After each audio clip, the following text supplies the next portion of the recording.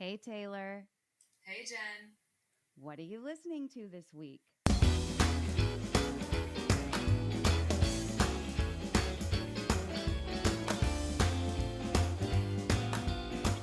Welcome to season 3 of What Are You Listening To? The weekly podcast created to foster community through music by sharing the stories behind the songs that soundtrack our lives. Some of the songs are old, some new, all good. I'm Jenn Tully, and this week I'm joined once again by musician, singer, and songwriter Taylor Ravenna. Taylor was one of the first musicians we had on the show back in season 1, and back then we were talking about her amazing first album, Livermore Terrace. And now she's back with a brand new album called Girl Fuck. And this week, we're going to get a sneak peek of 3 tracks that'll be featured on the forthcoming EP to be released later this year. For the best listening experience, I recommend tuning into the show on Spotify. There, you can hear the show with the songs we discuss incorporated. You can also find the show on Apple, Amazon Music, or wherever you stream.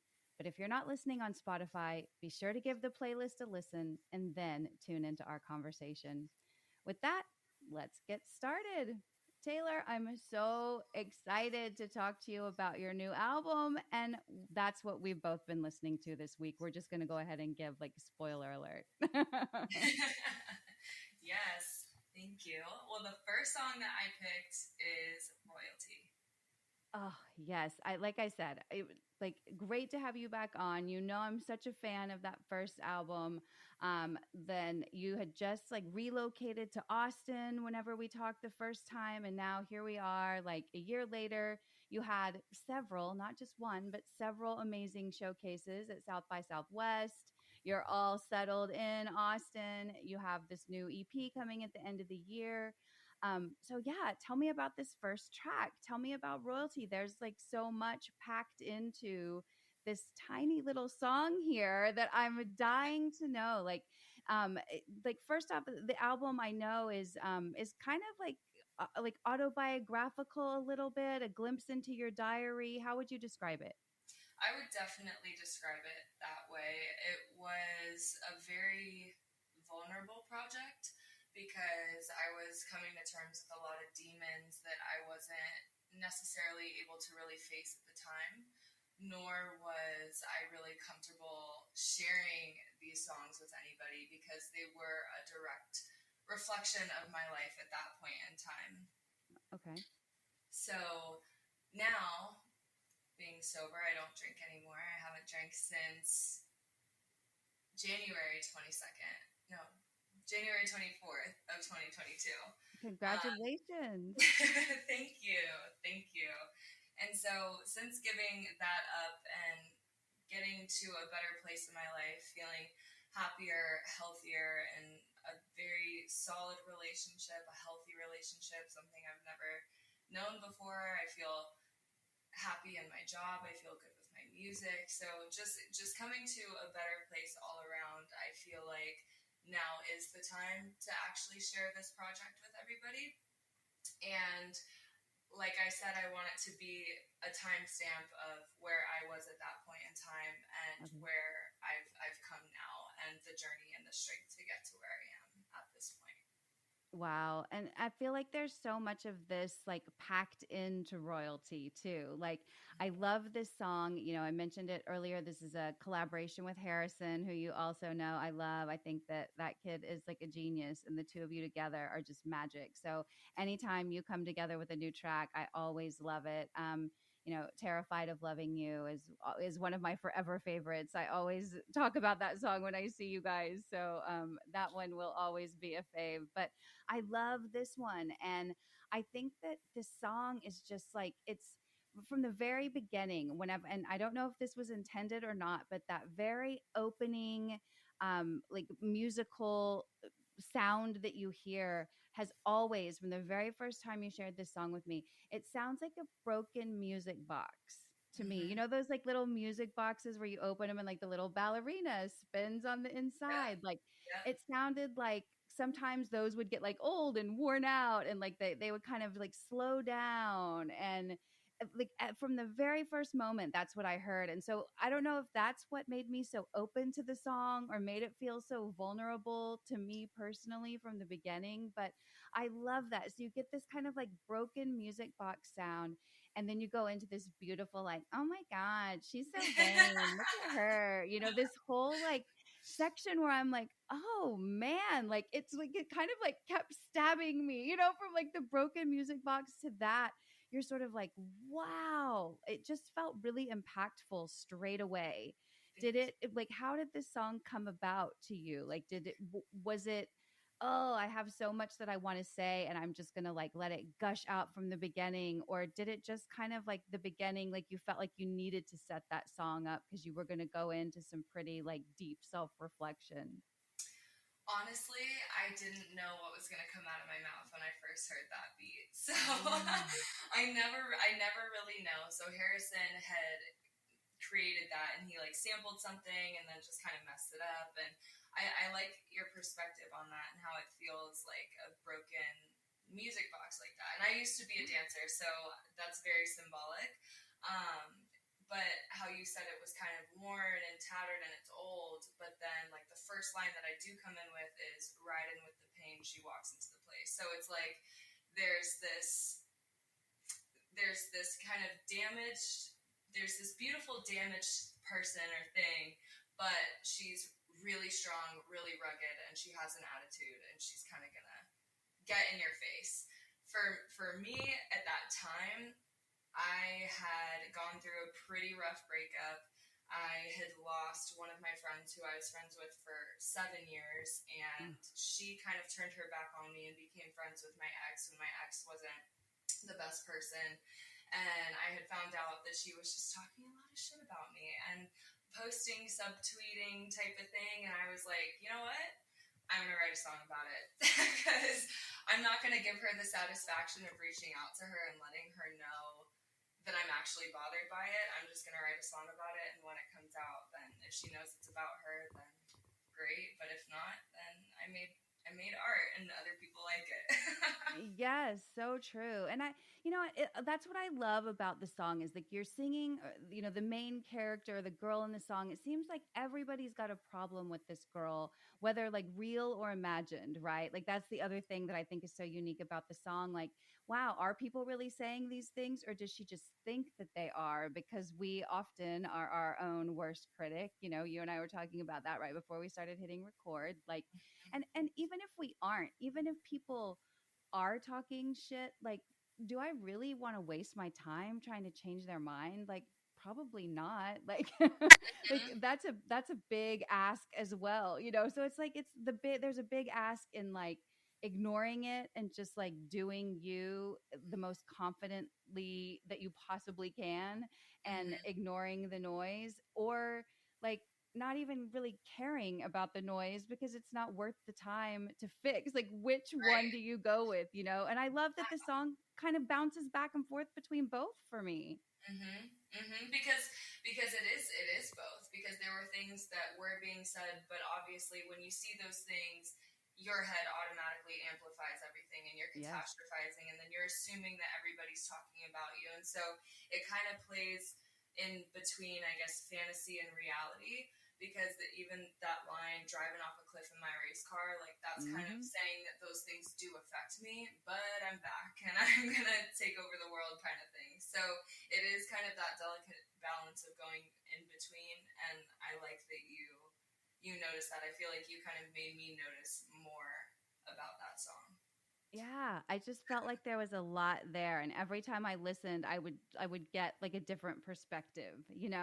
So I thought that was, I just love that. I love when a song can hold that much. And you know what? I might listen to it in 2 weeks and take something completely different away from it too. That's the other thing about like a song, and especially autobiographical songs. Like I think that as personal as they must be for the singer songwriter, they're so personal. I feel like that vulnerability comes across to the listener as well. And you get to like kind of keep that little like, I don't know, special piece of like, oh, somebody feels like I do about this Mm-hmm. thing. And that's just, I don't know, again, that's like my sweet spot in terms of talking about music is when you have one of those little gems that you Yeah, can share, or somebody's really personal experience like finally made you feel less alone, or they said it in a way that you wouldn't have thought to say it, you know? It's exactly. very cool. Thank you. So this Thank song you. had a lot of that for me. But as we go into the next one, another fave here, another collaboration with Harrison. Tell me about your second pick. Tiptoe is the second song. Okay, yes, this one too. This one, the lyric, I mean, it's that chorus that keeps coming back for me. The too many fine lines, too many white lies. Tiptoe, tiptoe, I'm crossing your line, forget about mine. Ooh, like that makes me like I'm like I want to just hug that sweet baby girl and tell her. The mom in me comes out like Mhm. Mhm. Oh. um and so it's just like this one too, it just like it was one of those where I felt like where I could feel the empowerment and royalty. This one was just like it felt so raw and so vulnerable, and I'm like, wow, how deep inside you must have to turn to find lyrics like this, and you know, and then be able to share them widely. Tell me about this one. Like I said, this one maybe I felt more rawness than was there, or more vulnerability than was there, but I kind of don't think so. I feel like this one's like right out there. It is. It is another one that's kind of right in the spotlight because again, that was really talking about my struggles with alcohol. Like I was a crazy Mhm. party girl, and for me, I grew up in Florida in a very small town. So by the time I was 12 years old, like I was binge drinking, and that's how you drink in Florida. At least where I was from, that's just how I was taught for a really long time. And so years of this goes on, like through high school, through college, after college, and then during this time, there were quite a few situations that had happened that had scared a few people, scared me. And I was like, okay, maybe I shouldn't be doing this and maybe I shouldn't be drinking. But I still was never able to fully stop. Like, I put rules in front of myself and I'd be like, okay, I'm going to go out and I'm going to have one drink. And I would do that maybe once. And then the next time I'm like, oh, okay, I'm fine. I could have two. And then it was just a constant back and forth of towing this line of, I'm fine, and then just completely tipping over it and not caring because I'm with people who are drinking. I'm at a social situation and it's a social event, and I'm anxious and I feel like I need to drink to be my full self. And so it was definitely a moment of a lot of self reflection and a lot of holding the mirror up and trying to accept the truth, but not fully being able to, and wanting to kind of escape that and break out of that. But also just feeling in the back of my head that I don't think I'll ever be sober. I don't think that's in my cards.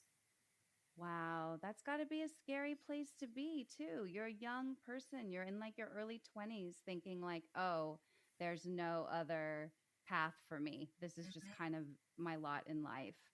And I think that like we talked about this too a little before we hit record, but I love that even in a song where the despair feels very real and the vulnerability feels like so close to the surface, you still have this part of the song where you pick yourself up, or Mm-hmm. you encourage yourself to go on, or you remind yourself of your own strength. And I love that because no matter how despairing or raw a song felt, you always have somewhere throughout, like there's this common thread of you finding the strength to kind of point yourself in the right direction and say out loud like, what I'm doing here isn't working, and I'm the only person that really has the power to change that. And then like right as I'm like living this moment and loving it, you have a section in again multiple songs where like Harrison will come in, and then you get like this really musically, you get a really cool injection of something different for the song that's saying something from a different perspective.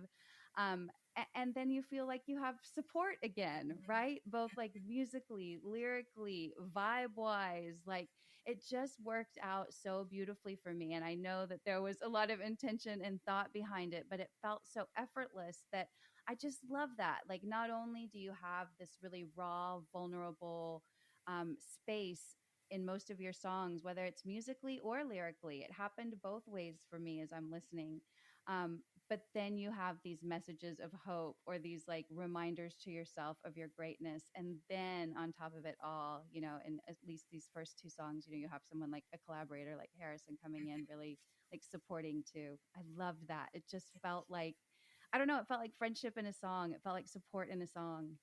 And that's how it is with him. Harrisun is the most amazing person I've ever met in my life. I love him. I trust him. And so it's really easy to get to those places with him because he has seen a lot of the really dark parts of my alcoholism and crazy days, and he's stuck around, and he's never wavered ever, and he's always wanted my best interest. And so it's very simple to be that vulnerable, but also because he's my best friend, it's easy to have that chemistry and that banter.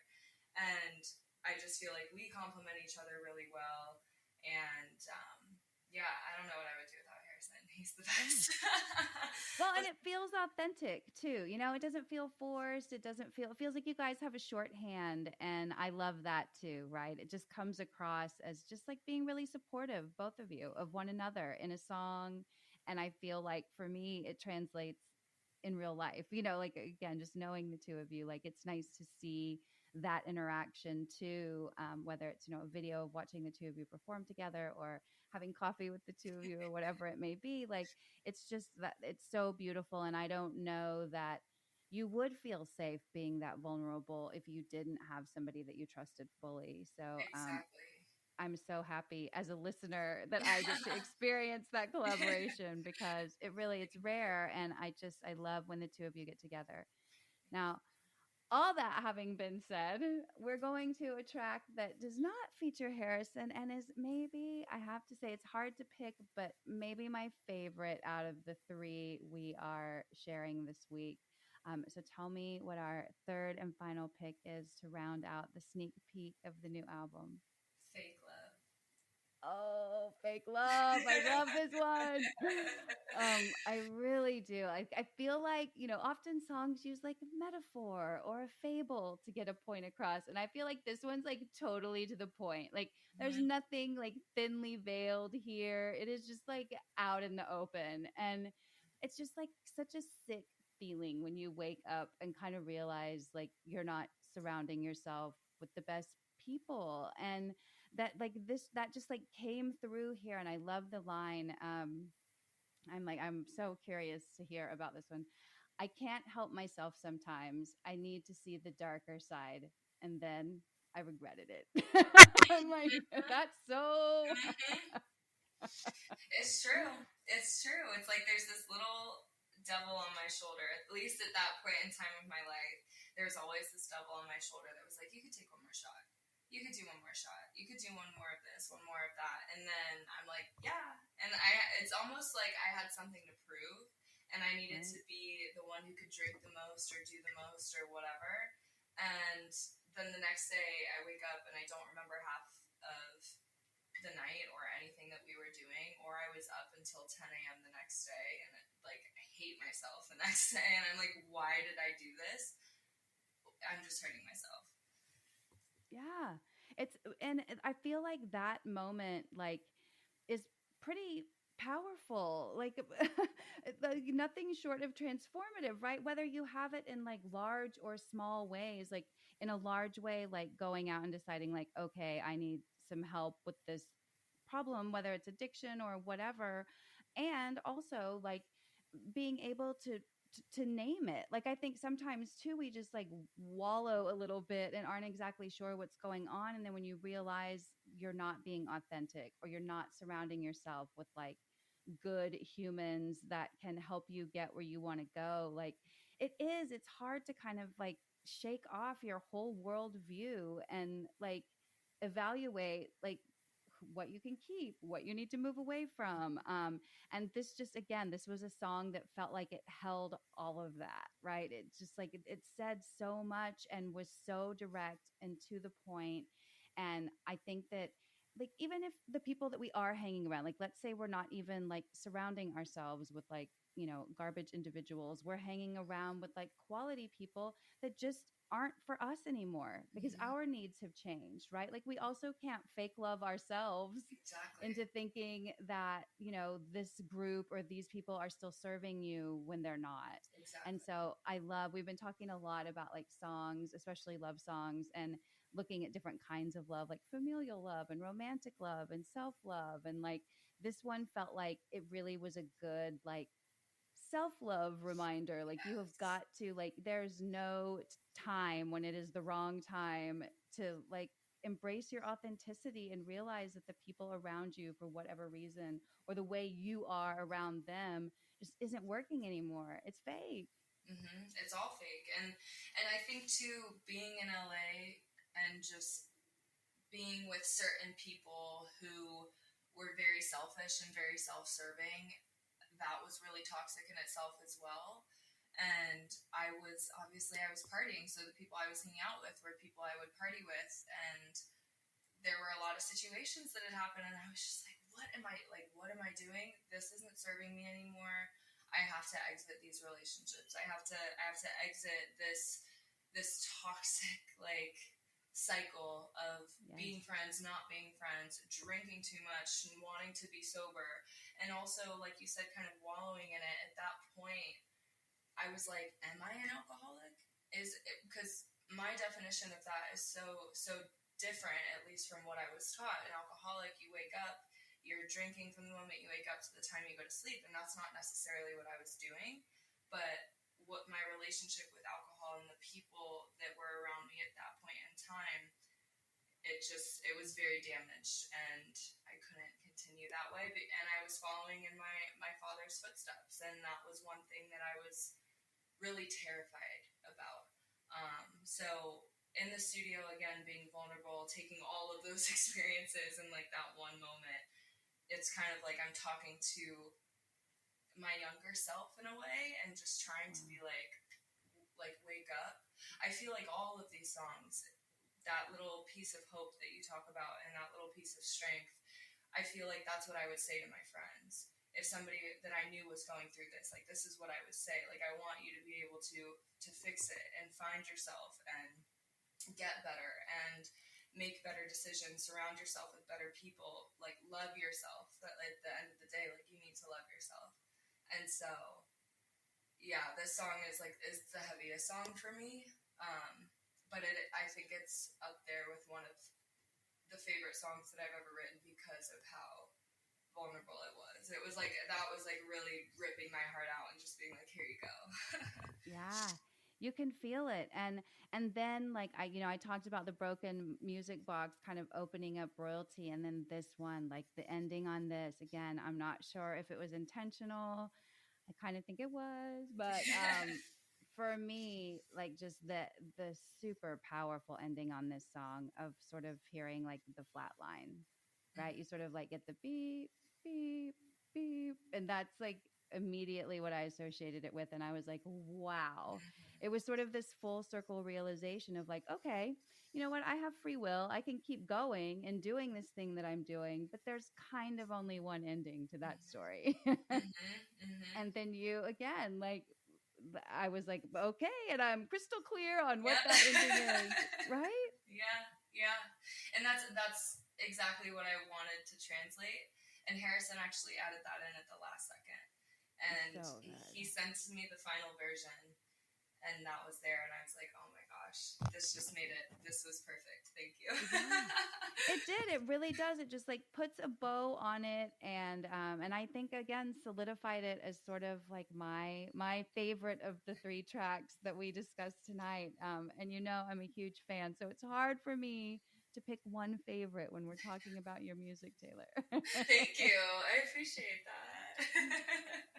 Well, thank you so much for sharing what you're listening to. It is so good to catch up with you and have you back on the show. It has been far too long. I'm glad you have new material coming. I can give Livermore Terrace a little rest there. Too Loud, another one that I love. Go back, everyone, if you've not.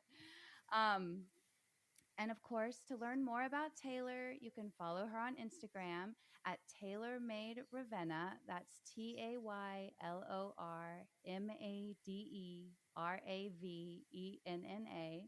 And to listen to Taylor's music, you can find her on Spotify, Amazon, SoundCloud, or wherever you stream. And we'll definitely keep you posted on our socials when we know the release date for the new album. As always, please be sure to follow, download, and share this show. And if you love listening, please drop us a review on Apple or Spotify. And finally, to stay informed on all things Super Awesome Mix and what are you listening to, be sure to follow us on Instagram at Super Awesome Mix. Thanks for listening, and please join me again next week to find your new favorite.